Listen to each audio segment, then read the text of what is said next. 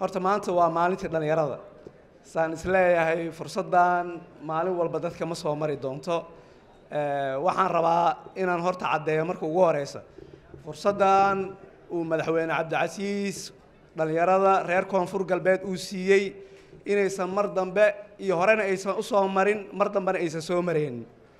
maxaa yeelay waa ogeedeen maamuladii hore soo maray iyo kuwa dambe imaan doona sida uu madaxweyne Cabdicasiis maanta dhalinyarada fursad ugu helay inaysan uga heli doonin maxaa yeelay dhalinyarada maanta saan ognahay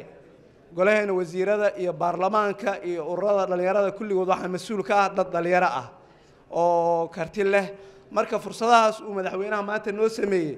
waa inaan ka faa'iideysanaa maxaa yeelay haddaanan hadda ka faa'iideysanin fursadan taala berito lama imaan doonto waxaan rabaa message inaan maanta idin reebo dhalinyarooy waxaan idin leeyahay wadankiina qof kale u maqan ma lahan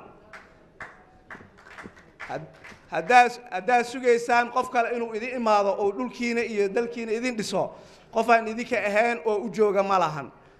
fursadan ka faa'iideysta uu madaxweyne Cabdicasiis uu maanta idin siiyay wadankiina ku dhista beritoole jiilka dambe si ay idinkaga dhaxlaan wax fiican maxaa yeelay dhalinyaro meesha ku badato waa inuu horumar ku bataa laakiin meelay dhalinyaro ku badanta hadii gadaal u socdaan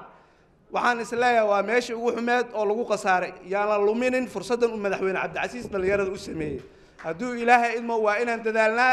aan istaagnaa aan garabka isqabsanaa sida dhalinyaradii SYL 80 sano ka hor ay sameeyeen maanta waqtigeeda madaxweyne Cabdicasiis aan noo horkacay waa inaan ka faa'iideysanaa sida dhalinyarada maanta wuxuu ka mid yahay madaxweynaha dhalinyaradii